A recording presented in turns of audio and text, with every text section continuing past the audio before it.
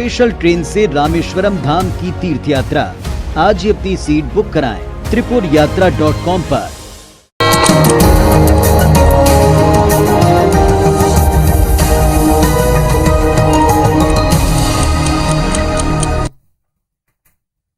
तो आज श्री कृष्ण जन्माष्टमी है और सबसे पहले बात करेंगे कान्हा के जन्म की। जी हाँ, रात 12 बजे भगवान श्री कृष्ण का जन्म होगा, लेकिन देश के कई हिस्सों में कल रात ही जन्माष्टमी मना ली गई। हालांकि भगवान श्री कृष्ण की जन्मस्थली मथुरा में जन्माष्टमी आज मनाई जा रही है।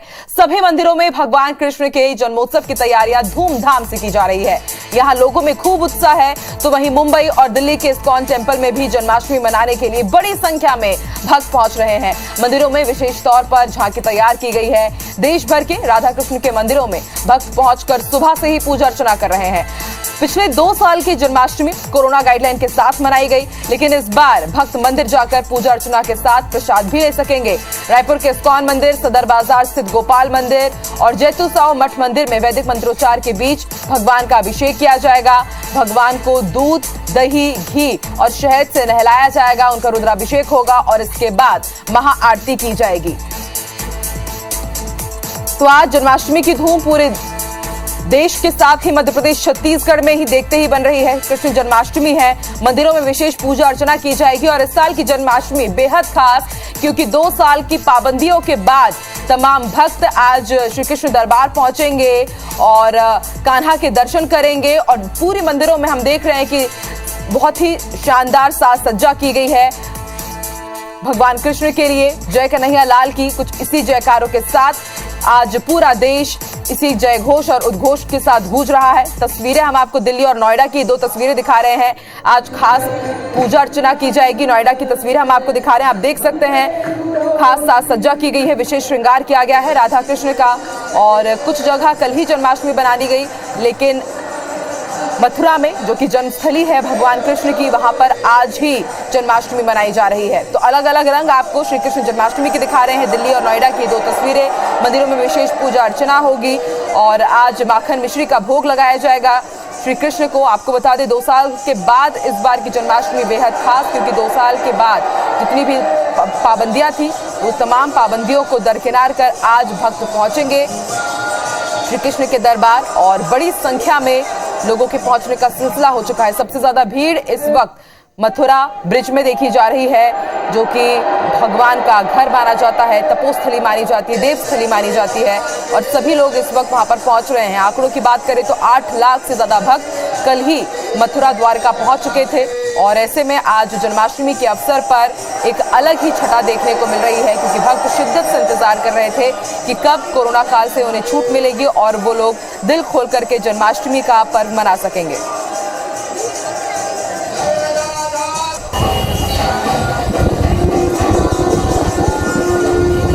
और सुबह सवेरे घर बैठे आप द्वारका के भी दर्शन कर सकते हैं। आप देख सकते हैं बिल्कुल दुल्हन की तरह जन्माष्टमी के मौके पर द्वारका को सजाया गया है और ये साज सज्जा बनती भी है, क्योंकि द्वारका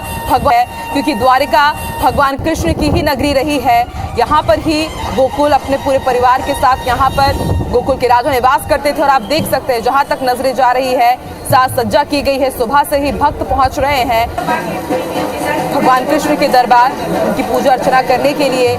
और रायपुर की अगर बात की जाए छत्तीसगढ़ की, तो बीते कुछ दिनों से बारिश नहीं हो रही थी, लेकिन कल जैसे ही रात के 12 बजे तो बारिश भी हुई और माना यही जा रहा था कि भगवान जैसे ही जन्म ले रहे हैं वैसे वैसे प्रकृति भी उनके जन्म होने का, उनके पैदा होने का जश्न मना रही है।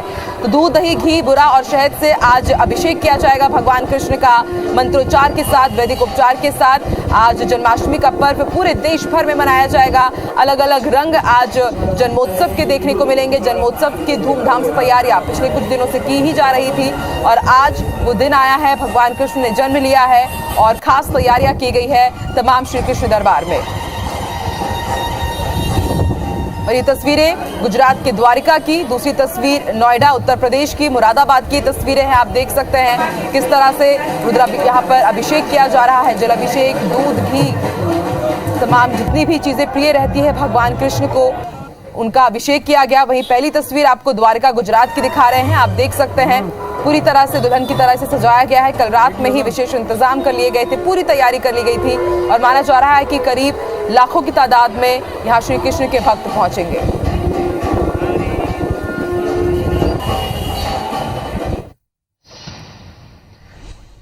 तो जैन नगरी भगवान श्री कृष्ण की शिक्षा के लिए जानी जाती है। यहाँ के सांदीपनी आश्रम में भगवान श्री कृष्ण, बलराम और सुदामा ने गुरु सांदीपनी से शिक्षा ग्रहण की थी। यहाँ पर श्री कृष्ण ने 64 विद्या और 16 कलाओं का ज्ञान 126 दिन में प्राप्त किया। इसलिए कृष्ण भक्तों के लिए ये स्थान शीर्ष तीर्थों में शामिल है।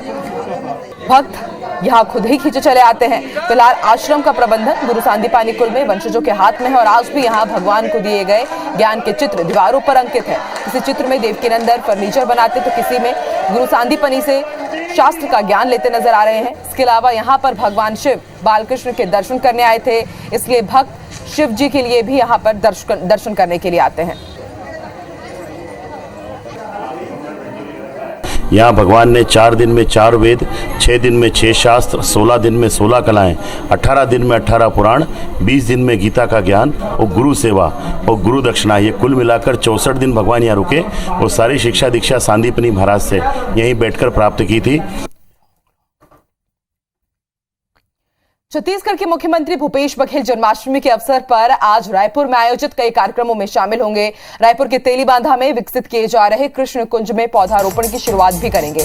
इसके अलावा भूपेश बघेल शाम 6 बजे रायपुर के गुड़ियारी में दही आंडी प्रतियोगिता में भी शामिल होंगे। जन्माष्टमी के अवसर पर कृष्ण कुंज में बरगद, पीपल, कदम्ब जैसे सांस्कृतिक महत्व के और जीवन उपयोगी आम, इमली, बेर, गंगा इमली, जामुन, गंगा बेर, शहतूत, तेंदू, चिरौंजी, अनार, कैथा, नीम, गूलर, पलास, अमरूद, सीताफल, बेल, आंवला के वृक्षों को रोपण किया जाएगा। सभी कलेक्टरों को कृष्ण कुंज विकसित करने के लिए वन विभाग को न्यूनतम 1 एकड़ भूमि का आवंटन करने के निर्देश दिए गए हैं। अब तक राज्य के 162 स्थलों को कृष्ण कुंज के लिए चिन्हांकित कर लिया गया है।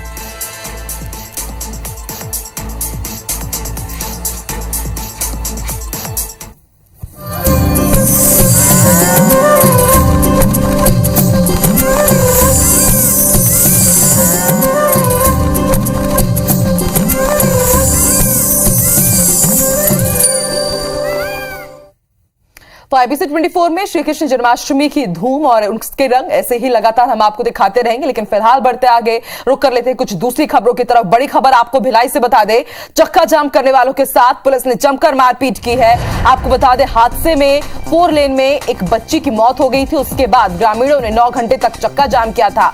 चक्का जाम खत्म होने के बाद देर रात उरला गांव पुलिस पहुंची, एसपी पहुंचे, करीब 200 पुलिसकर्मी पहुंचे और उसके बाद किस तरह से उन्होंने उपद्रव मचाया, मारपीट की गई किस तरह से गांव वालों के साथ, उसकी तस्वीरें हम आपको दिखा रहे हैं। इतना पिटाई की गई कि पूर्व ग्राम अध्यक्ष बेहोश हो गए, पार्षद और पूर्व सैनिक को भी जमकर पीटा। आपको बता दें, गांव जब पहुंचे और उसके बाद किस तरह से बेदम पिटाई की गई है ग्रामीणों के साथ, उसकी तस्वीरें हम आपको दिखा रहे हैं। लाठीचार्ज करने से जाहिर सी बात है ग्रामीणों में बेहद आक्रोश नजर आ रहा है। आप देख सकते हैं कि वीडियो में किस तरह से एसपी और पुलिसकर्मी गांव वालों के साथ मारपीट करते नजर आ रहे हैं। गांव वालों को पुलिसकर्मियों ने दौड़ा दौड़ा कर पीटा है।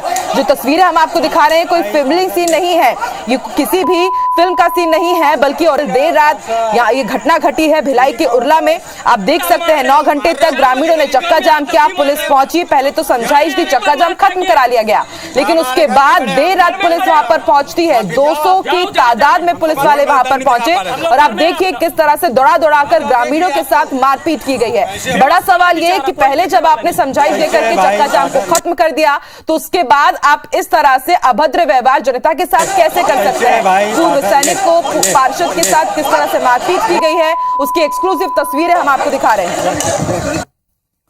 2 तस्वीरें हम आपको दिखा रहे हैं। पहली तस्वीर आप देखिए, आश्वासन के बाद जब चक्का जाम खत्म किया गया, एक्सक्लूसिव तस्वीरें आपके इस टीवी स्क्रीन पर। दिन में 9 घंटे तक इन्होंने चक्का जाम किया था, क्योंकि इस सड़क में पहले भी कई बड़े हादसे हो चुके थे। ऐसे में गुस्साए ग्रामीणों ने 9 घंटे तक चक्का जाम किया, लेकिन उस वक्त पुलिस ने अपना अलग ही रूप दिखाया।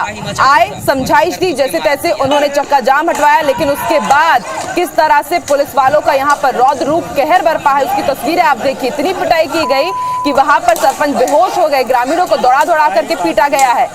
यानी कि जो हमारी रक्षा के लिए बने हैं वो ही यहाँ पर किस तरह से राक्षस बन गए, उनकी तस्वीरें हम आपको दिखा रहे हैं। फिल्मी सीन नहीं है ये, अक्सर हम देखते हैं कि इसी तरह का व्यवहार फिल्मों में पुलिस वाले करते हैं और इसीलिए कहा जाता है कि जनता पुलिस वालों पर क्यों विश्वास नहीं करती है, उन पर भरोसा क्यों नहीं जताती है। ग्रामीणों ने 9 घंटे चक्का जाम किया, पहले पुलिस वालों ने समझाइश दी, चक्का जाम खुलवाया और उसके बाद देर रात चोरों की तरह गांव में पहुंची और फिर ग्रामीणों को दौड़ा दौड़ा करके पीटा गया, वो भी इतना कि लोग बेहोश हो गए। कैसे है भाई ये।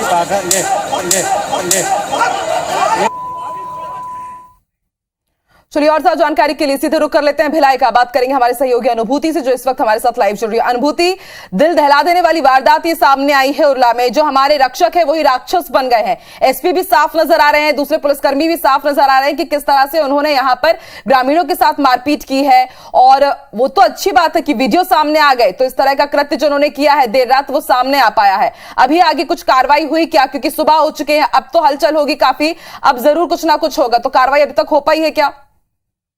देखिए, कल देर रात को पुलिस अधिकारियों और पुलिस कर्मियों की दबंगई जो है ग्राम उरला में देखने को मिली थी, जब दुर्ग एसपी अभिषेक पल्लव खुद करीब 200 कर्मियों के साथ गांव में पहुंचे और ताबड़तोड़ ग्रामीणों पर जो है लाठियां बरसानी शुरू कर दी। दरअसल कल ग्रामीणों ने चक्का जाम किया था और आश्वासन के बाद ही चक्का जाम समाप्त हो गया था। उसके बाद पुलिस अधिकारी जो है गाँव पहुंचे और जो भी सामने नजर आया, ना नाम पूछा ना शक्ल देखी, सिर्फ पिटाई शुरू कर दी। इस दौरान जो पार्षद है उन्हें गंभीर चोटें आई है, साथ ही साथ जो पूर्व ग्राम अध्यक्ष है उनकी स्थिति काफी चिंताजनक बनी हुई है। 3 घंटे तक वे इस पिटाई के बाद बेहोश रहे हैं और उसके बाद इस दौरान इन्होंने जो पूर्व सैनिक है उनकी भी जमकर पिटाई कर दी, जबकि वो सड़कों पर भी मौजूद नहीं थे। उनके घर पर घुसकर उनके साथ पिटाई की गई है, ये आरोप खुद पूर्व सैनिक ने लगाया है। देखिए, आज सुबह हो चुकी है और कुछ ही देर में गांव में एक बड़ी बैठक आयोजित होनी है और इस दौरान जो है ग्रामीण जो है कोई रणनीति जो है बड़ी तैयार कर सकते हैं, क्योंकि कल देर रात को जिस तरह की घटना हुई उसके बाद ग्रामीणों में काफी ज्यादा आक्रोश है। इसके अलावा जो पूर्व सैनिक संघ है वो भी आज गांव पहुंचने वाला है, तो निश्चित तौर पर अब पुलिस वालों की मुश्किलें बढ़ सकती है, क्योंकि ग्रामीण जो है वो अब चुप रहने वाले नहीं है। कल जब बच्ची की मौत हो गई थी सड़क हादसे में, उसके बाद उन्होंने चक्का जाम किया था। वो जायज मांगों को लेकर जो है धरने पर बैठे थे। हालांकि लोगों को जरूर असुविधा हुई थी, लेकिन उनकी मांगे भी जायज थी।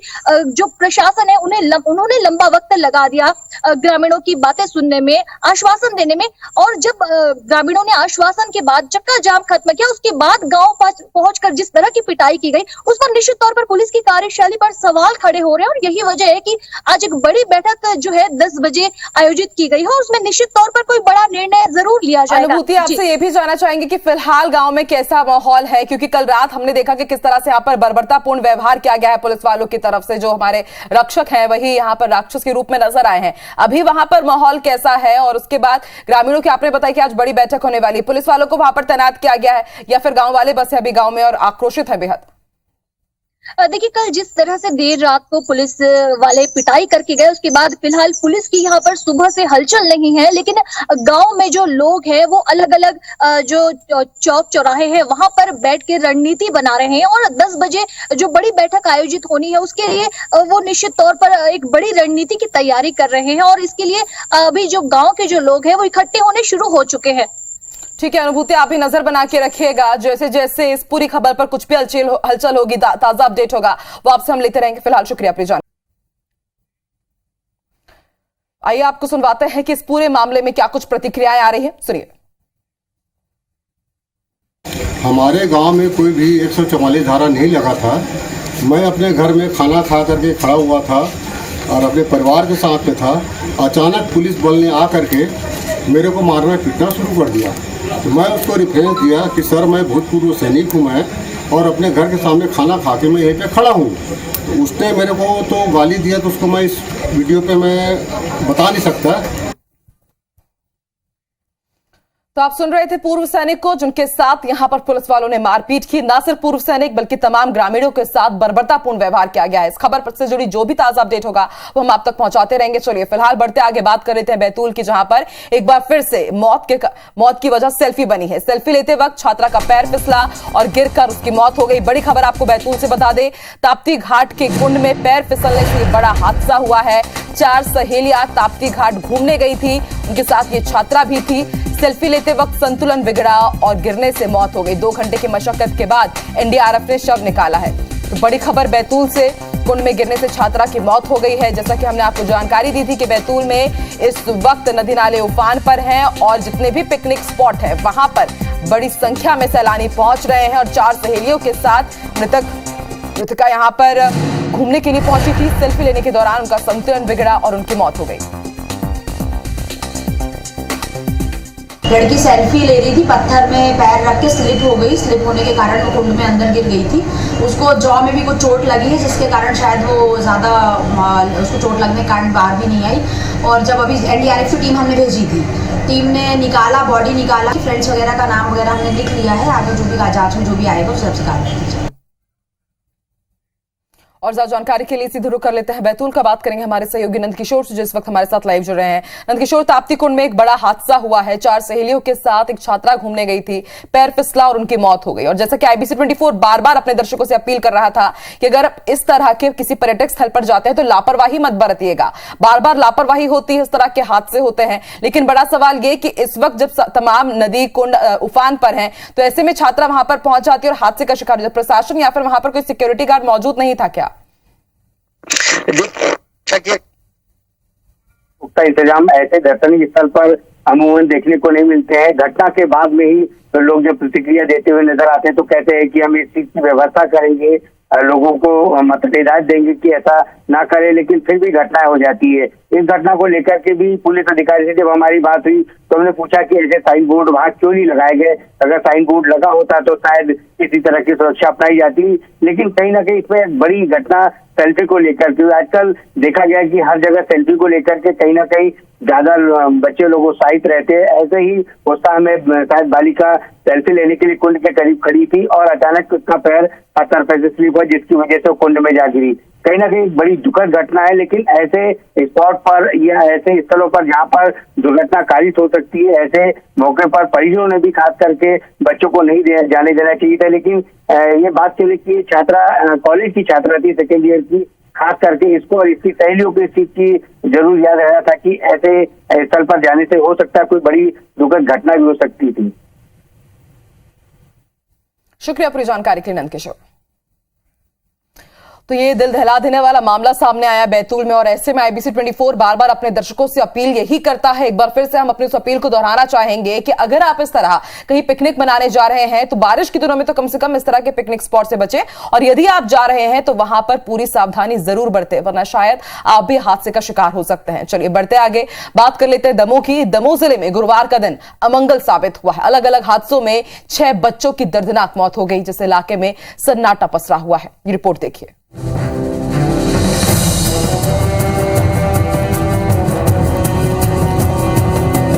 दमोह जिले में हादसों की कड़ी में पहली घटना तेंदुखेड़ा में घटी, जहां नरगुआ तालाब में नहाने गए 3 बच्चों की डूबने से मौत हो गई। पुलिस ने स्थानीय लोगों की मदद से बच्चों के शव तालाब से बाहर निकलवाए। वहीं दमोह शहर के पास ही किशन तलैया में भी डूबने से 2 बच्चों की मौत हो गई, जिसके बाद बच्चों के शव को स्थानीय लोगों ने अस्पताल चौराहे पर रखकर जमकर हंगामा किया। बजरिया और चैनपुरा और मैं स्वयं रेस्क्यू करके 2 बच्चों को डूबी हुई लाशों को निकाला है। जबेरा थाना क्षेत्र के ग्राम भाट खमारिया में 15 साल का बच्चा अवैध खनन का शिकार हो गया, जहां JCB से खोदे गए गड्ढेनुमा तालाब में डूबने से 15 साल के एक बच्चे की मौत हो गई। बच्चा कहाँ से नहाने गया तो वहाँ साइकिल और जूता चप्पल बाहर मिले मेरे को। मैं वहाँ उतरा, जैसे नीचे मैंने डूबा साथ के देखा तो ये मेरे को वही मिल गया। और पुलिस ने स्थानीय लोगों की मदद से बच्चे का शव निकलवाकर जांच शुरू कर दी है।